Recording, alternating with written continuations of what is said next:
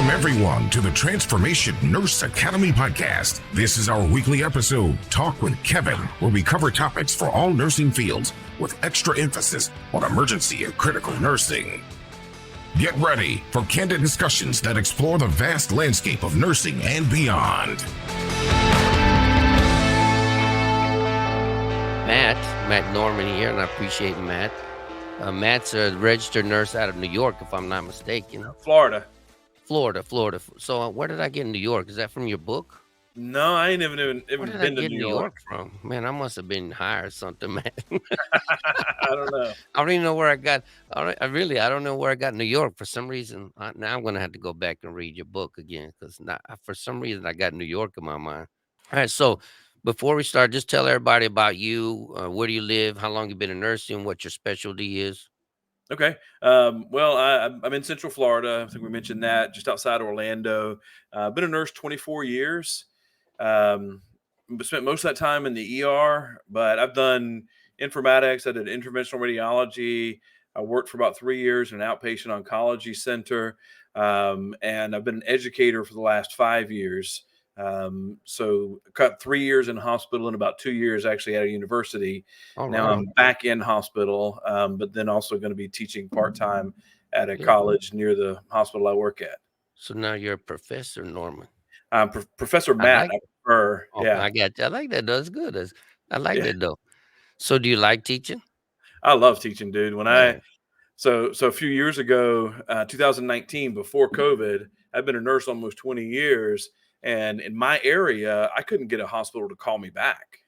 I'm looking to transition, and because I didn't have a BSN, they wouldn't talk to me. Okay. Right. Now it's different. Now, as long as you got a license and a pulse, you can pretty much get a job. So I told my wife, I guess I need to go back and get my bachelor's. And she said, well, as long as you're going, you may as well get your master's. And that's when I'm like, okay, well, what do I want to do with it? And realize I had always been educating, whether it was in the church or in the hospital or anything, and really love doing that. So I've got a master's and I've got an MSN, a master's of science in nursing with a focus on education. Yeah, that's nice. Because same thing with you. I spent the last 30 years in the healthcare. I was a combat medic. I didn't have a BSN either, and nobody would look. I always got a job, but nobody really recognized me and stuff. Right. And then as soon as I got my BSN, oh my God, Kevin, I'm like, I'm the same son bitch Right. I was yesterday and shit. Exactly. So, Yeah. it makes no sense, does it? Now that I want to teach in the college, now you got to have a master. I'm like, son of a bitch. Right. So I don't want to go back to school. I'm tired of going to school. So I have a master's in business, but they won't count it. No, it's got to be an MSN. So, right. So I'm like, I don't care no more. I give up. But I did my master's in 8 months. Right. So because of the program I went to. So right. Which ones you go through? Western Governors University. Yeah, that's what I did. I did my BSN through there. So did I. I could probably do the same thing with the MSN. I'm just tired, man. I'm like, I don't even care no more. Yeah. I feel you. That's why I did it while I was there, because I'm like, I did my BSN, took me 5 months, and then I stayed in, did my master's in another 8 months, and was done. Because I knew I wouldn't go back. Man, I didn't want to be sitting in a classroom with a bunch of 20-year-olds that didn't know anything, or spending 4 years getting my master's degree. I didn't have time for that. Now they're your charge nurses, though. Right. Yeah. All right. So, what? Tell me a little bit. I have questions here. So if I go off script, I'm sorry. But how did your journey in nursing lead you to recognize the significance of your 6 pillars? Now, in his book, The Restore Nurse, and just correct me if I say anything wrong. So in his book, The Restore Nurse, his 6 pillars are physical health, work health, mental health, financial health, relational health, and spiritual health. So how did your journey lead you to recognize the significance of these 6 pillars, and how do these pillars influence your approach to nursing and life now? Well, like yourself, I've been a nurse a long time. In healthcare, I first started in healthcare as a phlebotomist in 1996. So I'm approaching 30 years as well. I actually went to EMT school in 94 and realized that the job sucked, and so did the pay. So I didn't do that. Right. Mad respect for those folks that do that, but it wasn't for me. So I started a few years ago when and you kind of read the story, at least part of it in the book, where I was done. I mean, I had always loved being a nurse, but I hated what nursing had become, and I still do. I mean, nursing is an Right. absolute mess right now. I love being a nurse. I love patient care. I love the camaraderie and teamwork that we always had in the ER, and I mean, I loved all of that. But nursing has just gotten so messy right now that I found myself, and again, I tell this story in the book, but I found myself standing in the woods, literally screaming to God that I just wanted to love being a nurse again, Right. and I didn't. And so I contemplated for a while leaving nursing, Right. and I realized that not being a nurse scared me more than whatever I was facing in nursing. Like, who was I going to be? And I had promised myself as a young man that I would never do that, that I would never become so intertwined with whatever my job was that it began to identify me. Right. Okay. And so when I started that self exploration and started to think about the nurses around me, I realized that what I was feeling, most of my colleagues were too. It's a Right. very rare nurse that hasn't had that moment where who am I if I'm not a nurse kind of thing, Right. you Right. know? I agree. And so I started with kind of figuring out who's Matt and how do I begin to build a life that I actually want to live. And as through that process, there's 168 hours in a week. On average, most nurses spend 36 to 48 hours working. So even Right. if you're on the 48-hour side of that, that still leaves 120 hours in a week. Yet we blame our job for the fact that our life sucks. Right. Okay. Yeah, And but we're money whores. yeah, we are. We We are. are. We're money whores. That's part of the problem, though. We tend to Yes. um, build these lifestyles that require us. I've worked with so many nurses, awesome nurses, that would work 60 hours a week so they could pay for their Mercedes. Right. Right. And Or their Gucci purses or all their fancy stuff. And right, or yes. big fancy whatever the thing Right. is, house, whatever the thing is, and it's different for all of us. But as I did this self exploration, I realized that my two biggest needs, and these are in the specific chapters in the book, were physical health. I'm morbidly obese, and I'm working on it. I'm making You don't progress. look morbidly obese to me. Well, it doesn't You show on my don't. face, but I'm over 300 pounds. So, You're still um, beautiful. yeah, well, thank you, man. I appreciate that. Um, and financial health, and I mentioned that in the book as well. When Right. my wife and I Yeah, I saw started that. that piece of the journey, we had $200,000 Yeah. in debt, not including our mortgage. Right. And so the more I explored this, the more I realized that all of these different pieces, the physical, the work, I mean, the physical, the mental, the financial, the relational, the spiritual health, they all work together or they don't.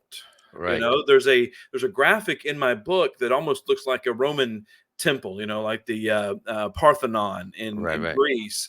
And each of these pillars, as I call them, is holding up the roof, and that roof is the restored life. But if you start taking these pillars away, then the whole thing collapses. Right. And so through my own journey of self-exploration and trying to, who is the man that Matt wants to be? Who's the husband that my wife deserves and the father that my children deserve?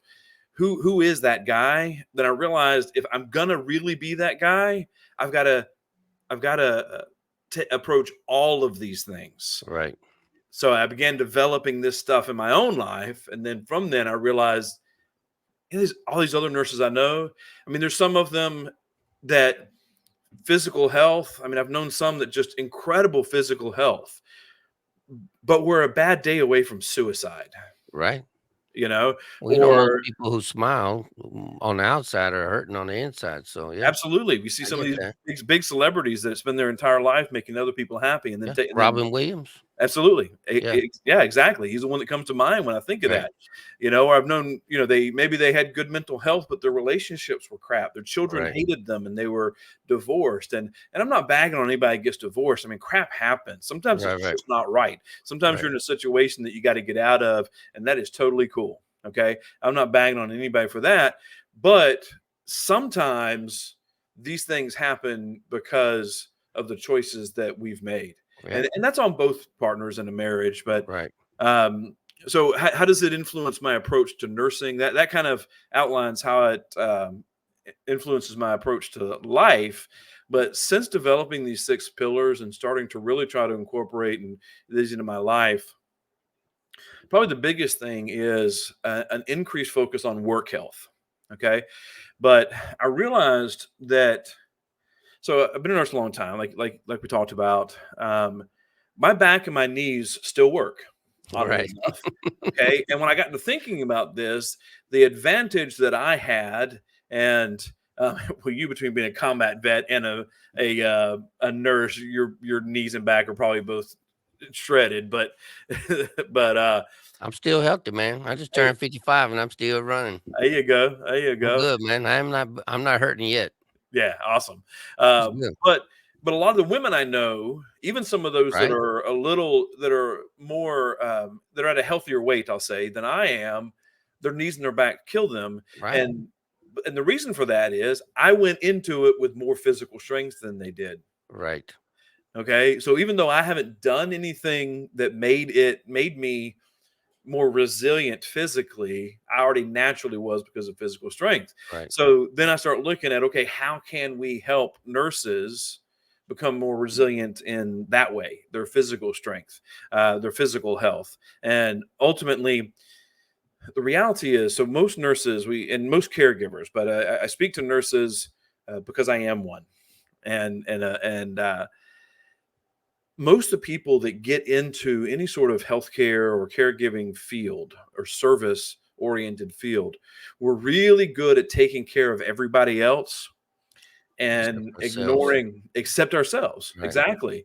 And the reality is that at some point, and we can do that for a long time, but at some point we run out. And so if we're not taking care of these other things, these 6 pillars, it will affect Yeah. our job as a nurse. We may think we're still giving, we may be checking all the boxes, but we're not giving as good care of our patients as we Right. could if these Right. things were taken care of. Well, I had a lady, she was one of our psych patients that come to the ED not that long ago. She was, I don't know how old you are, but I'm sure you're close to my age and stuff. But she was in her 50s and she was a NICU nurse and she would poop in the bed in these little nuggets and she thought that they were her babies and she'd want us to resuscitate them. And then all I could think about, no joke, I'm like, damn, is this my future and shit? Because we see so much crap and then we don't talk, we don't get it Right. out, we don't take care of ourselves. And then by the time we are hurt and we can't work as much, then maybe we're gonna have mental issues and stuff, Right. because we don't share our thoughts and our feelings and No, we we don't don't. take care of ourselves. And We don't.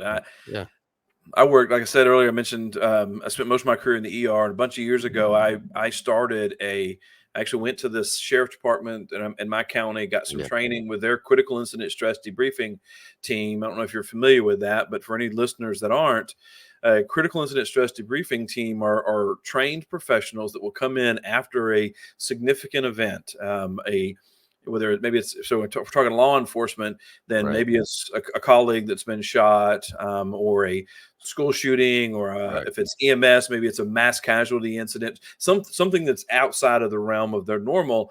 And they come in, they're trained specifically to give these people an opportunity to debrief, to right, unload of all that, right? So I went and got this training and put together a team and ran it for a year and received exactly 0 phone calls. right. You Why know, though? Why do you think nobody calls? yeah. Well, it's a bunch of things. So I think some of it's pride, some of it's we're just so busy. Well, I've got 4 other patients I got to take care of. I don't And have I've been time. in the ED so long and I've never had a debriefing ever, No, ever. People just, you see people dying and they move on to the next one. Like we right. don't. It's just crazy though. I don't get that. Well, and But then, some of that is just the way it is because we do have other patients that need to take care of, right? and Yeah, but with how long dad is it time, gonna take? 30 seconds, a minute to have a debrief and to say, "Hey, Matt, you feeling okay, man? I mean, you want to share anything? You need a fucking hug, or right? I Absolutely, mean, there's nothing wrong absolutely. with that." No, not at all, not at all. In fact, that makes you a much healthier person in the long term. Yeah. You All right. know. So your book is called "The Restored Nurse," and then I have a question here. It says the restored nurse delves into themes of restoration across various aspects of life. So, how do you address the interplay between the six pillars in your book, and how can nurses prioritize them amidst the demands of their profession? So, taking your six pillars, how can we use those to better ourselves and better our nursing and get our compassion back? Well, I think that it starts in the one of the early chapters. It's been a while since I've actually read my own No, book I now, got but you. in one of the earlier chapters, I talk about identity, and I talk about Is that one of your I, exercises? it's one of the exercises. Yes, I sir. did that exercise where you made me write a list of the things that who is Kevin, Exactly. That's and I exactly did where I'm this going. exercise. I wrote down brother, father, mentor, nurse, coach, entrepreneur, veteran, and husband. Okay. And then you made me go back and number them. Right. Which one's number one, do you think? Well, I know what my answer is, but it might What do be you think different for mine is? everybody. Right. What do you Uh, think mine is?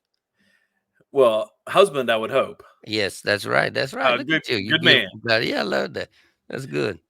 Yeah, but the Yeah. reality is though, and that is exactly what I was talking about, Kevin. We have this we don't think about if we ask somebody, is your job more important than your family? Zero nurses are going to say yes to that. Right. Every single nurse is going to say my family is far more important. But then if you ask the same one, how many ball games did you miss last year? Right. And some of them will say all of them, Right. you know, And then they blame it on work. and they blame it on work. But it's And not work. It's us. that's right. It's the choices we make. My son and so I love my parents to death, but they did a great job. But one thing they messed up in is they were seldom at the things that were important to me. So when I Right. played little league baseball, they dropped me off, and Right. they didn't come. When I played in the band in high school, the marching band was my life in high Right. school. What instrument you play? Saxophone. All right. My wife played the flute. Yeah, nice. Yeah. Nice. I actually met my wife in band camp All right. and Oh, yes. at One the high time in school. band camp. And one time at band camp. Yeah, That's that's right. nice. That's good. Um, so that was my whole, and my parents weren't there, and that's something I dealt with later. And I'm not mad at my parents, but they missed the mark on that one. Right. And a lot of nurses are making that same mistake, and then they wonder why they have a 20-year-old that moves out and never comes home, Right. never comes over. I our son. So because of my own experience, I swore I'm going to be at everything. I'm going to be Right. there so much that my kids are annoyed by how much my wife and I are there. Right. I Okay. get you. And until they look at me and say, Dad, do you really have to come to this event? And I'm going to say, Yes, I do. And Right. you know what? They've never said that. My And son you're is gonna now, appreciate it later on though when they will, they'll absolutely. appreciate it. Yeah. Absolutely. Well, I think my kids looked around and realized there's only like a couple of parents that are here all the time, and there's maybe five parents that are here all the time. Two of them are mine, Right. and it's because me and my wife are literally at everything. And but I knew that meant I had to make some choices professionally, some choices that probably cost me money. Right. It meant choosing jobs that made me available in the evenings, Right. but probably paid a little less than I could have if I'd have stayed at the bedside in the ER, or maybe taken a management position or whatever. And again, I'm not Knocking judging people. Yeah, anybody, I right? get you. But you can't if you. So our son, and his now wife, um, he's 22 years old. Actually, they're both 22. They come over every Sunday for dinner. They come over every other Saturday. We play Dungeons and Dragons at our house, and the two of them come over and play. Um, but many of the other adults I know, their kids hardly ever come over. Right. Right.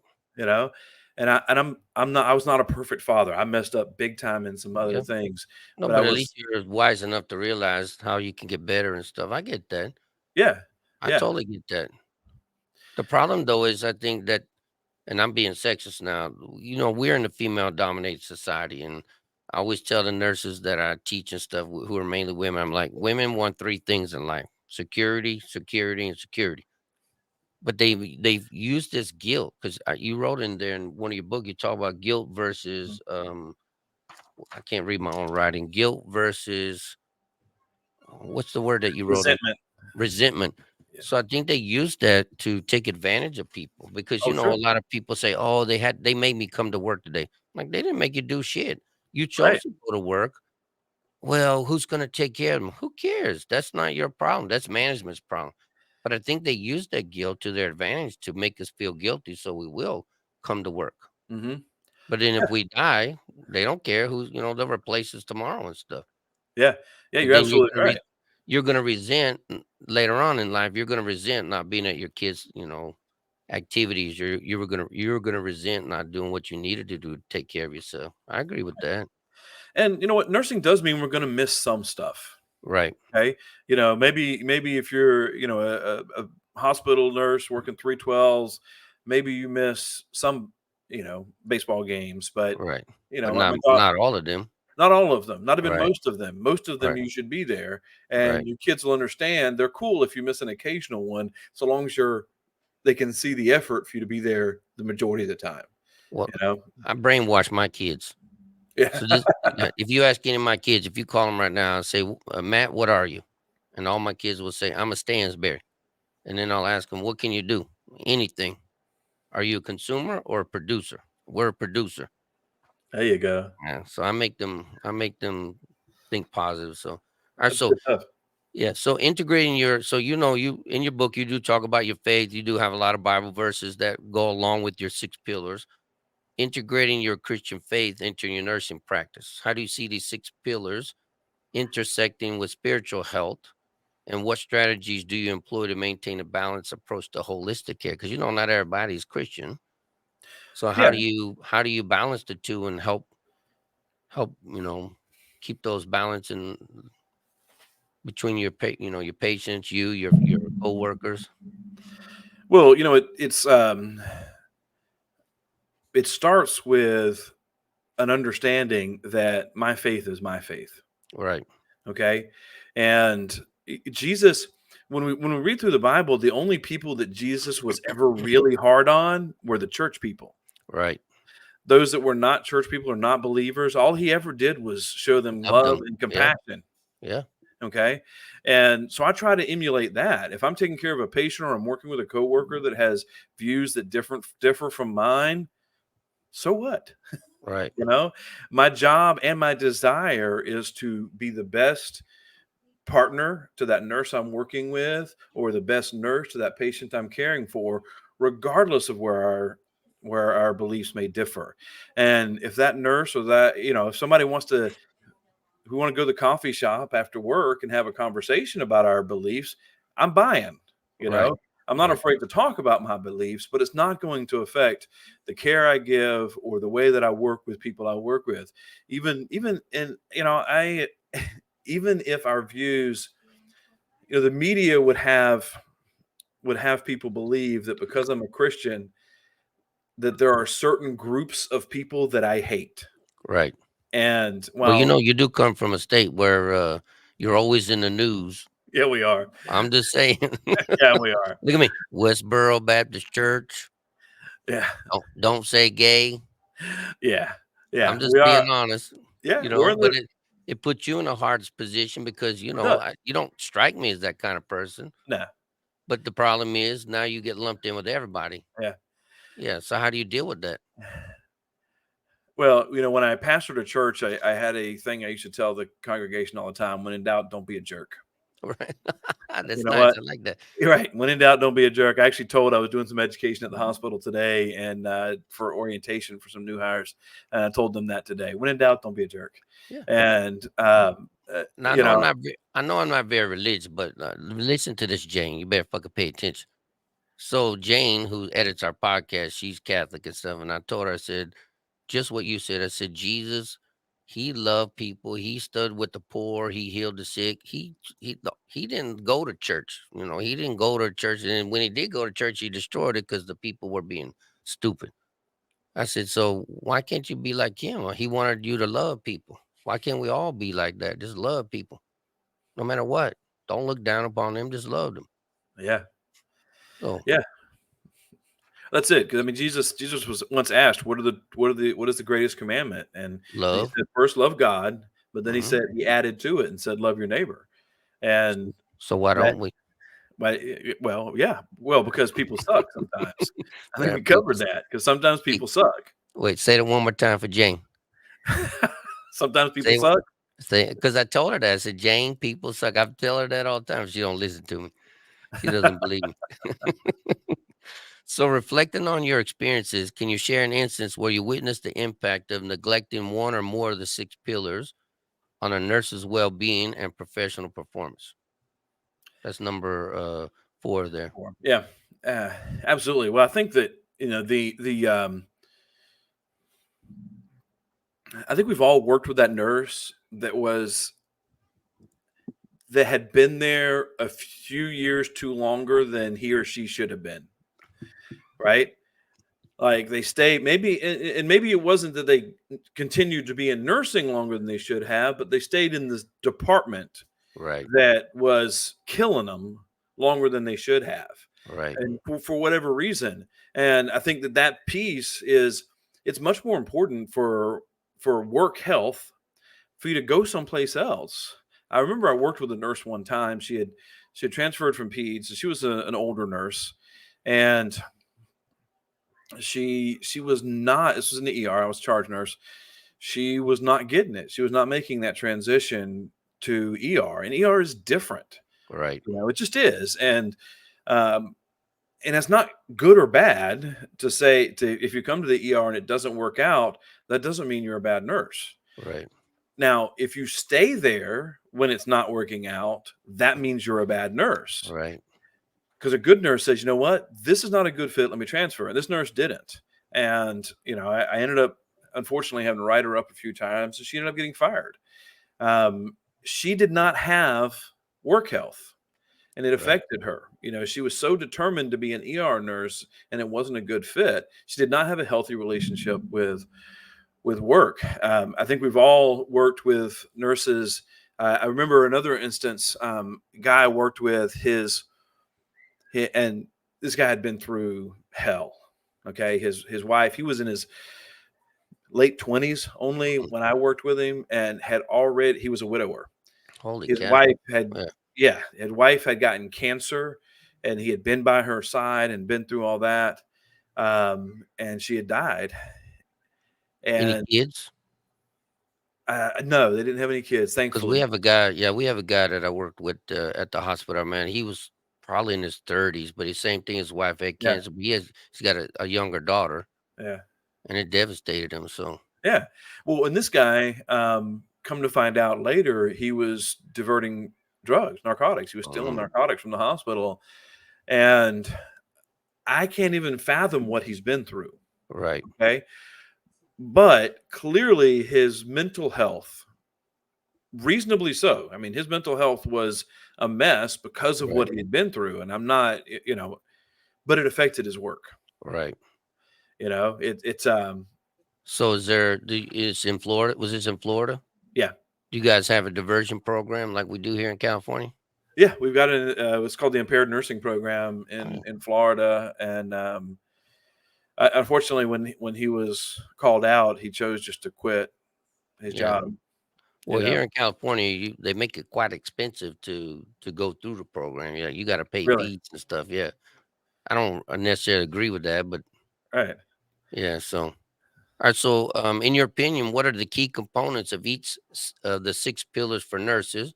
How can they accumulate? How can they cultivate resilience and sustainability in their careers by nurturing these aspects in their lives? Well, uh, we could talk. Each one of the pillars could be a whole discussion in Right. itself when That's a talking whole about. episode. Each pillar's a whole episode. Yes, sir. But in the book, I do break that down into each one of the pillars. I break down into what I believe are the components of it. And I don't get into details. I'm not a nutritionist. I'm not a fitness Right. expert. Yeah, you say Um, that in the book. Yeah. but right. But I Yeah. know that most of us eat too much and don't do enough activity. Okay, Right. so proper nutrition, physical activity of some sort, Right. rest, hydration. For physical health, those are the things. Yeah, Um, that was one thing I read in your book about the water, because I don't drink water either, but you were talking about how they always tell us we have to drink so much water, but you're like, I can't, I gotta always go pee. I can't be drinking that much. right. Yeah, exactly. It's true though. Exactly. Like, I mean, yeah, but how much is enough water? Is it really, I mean, I think every person is probably different, but Well, oh, that's another one of those things that if you went on the internet and looked, you'll find 100 different opinions. right, Where I've kind of landed is, what color is my urine? right. I saw You're, that. Yeah, you're what color? Yeah, Light you're a yellow. military man. That's how if your urine is dark, you're not drinking enough water, and Right, somebody's gonna get in your face and yell at you and make you drink more right, water. right. Uh, Well, so do you and believe in your book? You talked about the BMI a little bit. Do you believe in the BMI?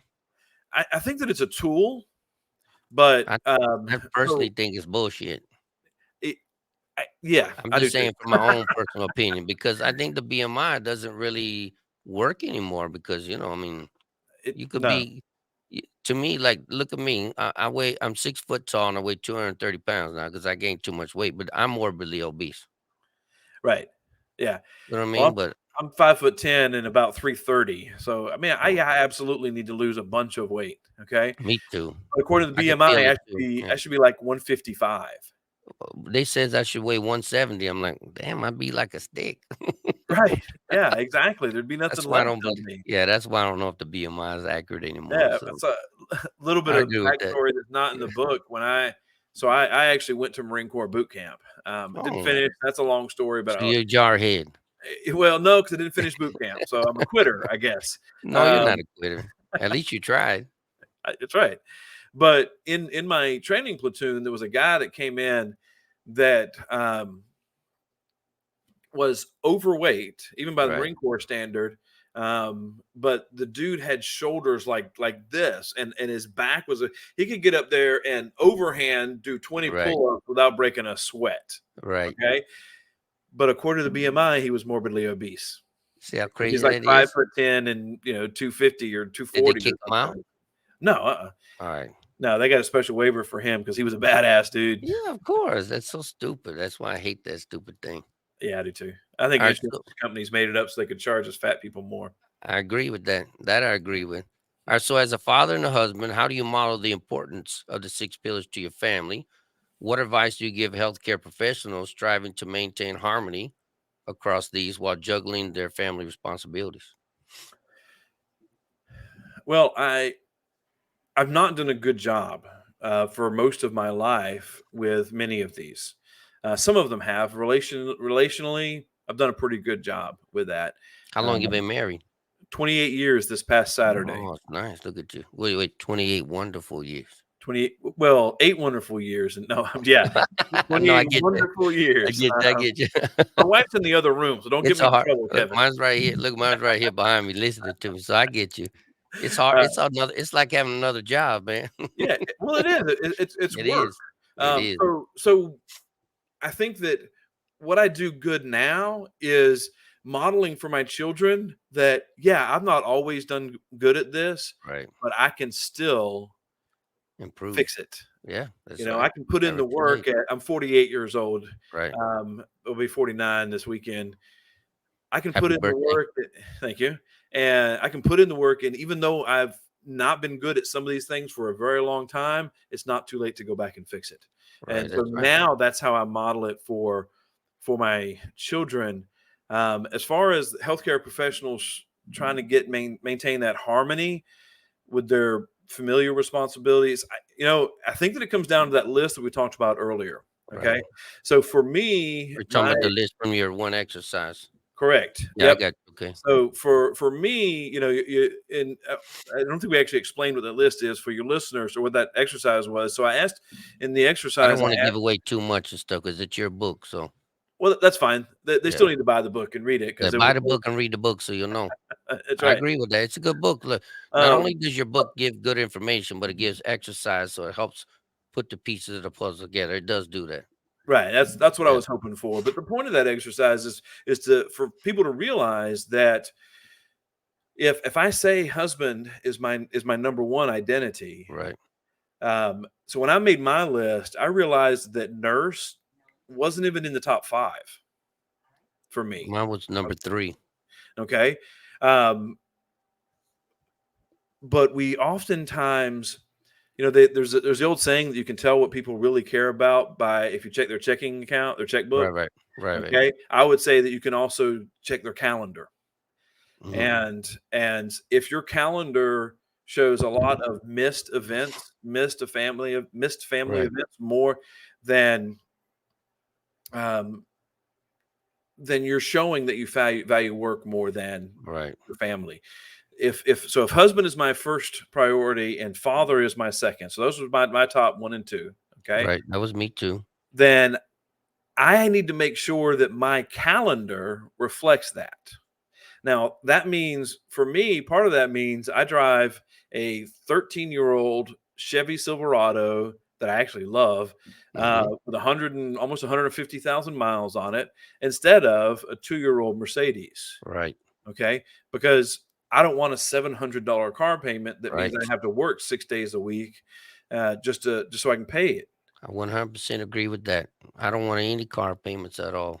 Me neither. Right, I don't have any. We got my wife drives a 2006 right, Chevy Trailblazer, and right, love the heck out of both of them. You know, right. Because you're debt free. You don't have to own. You don't. You're not owed by anybody. yeah, Yeah, I agree with that. All right. yeah. So So I go think ahead. that balance that you asked about, that harmony, I think it comes down to looking at the list after you've done that exercise and asking, does my checkbook and my calendar look the same as my list? I got If you. it doesn't, then something's got to change. Sell the car, buy a smaller house, sell some of your fancy purses, cancel But the girls' weekend, but do you whatever it really is. think do you really think that nurses are gonna change their living and their lifestyle? Well, Or are if they they, gonna keep up with the Joneses? well, that's it. Right, Many of them will not. right. Unfortunately, many people will read my book and not change anything. And they'll still keep bitching about how life sucks, Right, but they won't make any changes. right. Yeah. Yeah. If you hate your job so much, make some changes so you don't have to be there as often. Magic, isn't it? Yeah, yeah. Sorry. Alright, so your book emphasizes the concept of restoration. I like that because, restoration, transformation, I agree with you. How do you Mhm. advocate for nurses to prioritize their physical health, their mental health, the relationship and spiritual? Because I'm on a big kick right now because a lot of us, I don't know how you feel about this, but a lot of us are, and I know Florida doesn't have it, but here in California we have ratios. And Mhm. so like you can't get more than 4 patients to one nurse, but hospitals still push you over guides because nurses won't say no. Right. So how can you advocate? How do you help nurses try to advocate for themselves so they don't, put themselves at risk or the patients at risk, themselves at risk? Well, I think that some of it comes down to what you mentioned earlier, choosing guilt over resentment. Okay. So, charge nurse or the manager calls and says, "Hey, we're really short. Can you come in?" You may feel guilty if you don't go, uh, but if you go, sooner or later, enough of that, or you take that extra patient, you're going to feel guilty not taking that patient. But so you say yes and you take that extra patient, but that builds up over time and turns into resentment, whether it's Right. resentment for your manager or for your employer or for nursing in general. That's right. Because you're in your book, you talk about that. You talk about you pick up the phone call because you get your day off. You're watching TV and stuff, and then somebody calls and says, "Hey man, can you come to work?" And what do you do? Most people, Yeah, most people say, "Okay, yeah, what time?" I'll be there as yeah. fast as I can. But Why though? I mean, we love money so much that we want to pick up the extra shift, and then we're bitching because we're working too much. I don't even think it's completely a money thing necessarily. For some, it certainly is. What do you think it is, dude? I think a lot of it is an identity thing.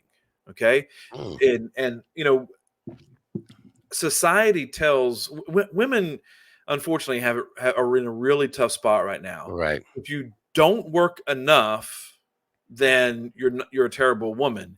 If you right, work too much, you're a terrible woman. right. If you're a stay-at-home mom, you're a terrible woman. So they really can't win.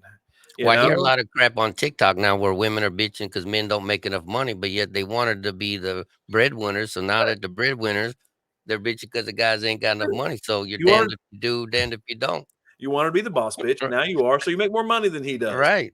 But then they Okay, mad because now they're mad because they make more money though. right, You right. can't have it both ways. But I think that we're so many of us are so wrapped up in that identity. Two things: Mm, that the identity as a nurse right. over our identity as the other things on our list, and two, we've been convinced from nursing school that making choices that are bad for ourselves, bad for our family, all that is what a nurse does.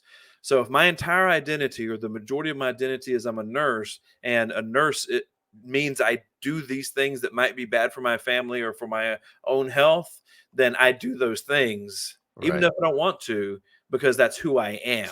Right. So how do you think we got here to identifying ourselves? Like when you're talking about your list, how do you think people got there to identifying number one as a nurse and everything else is second nature?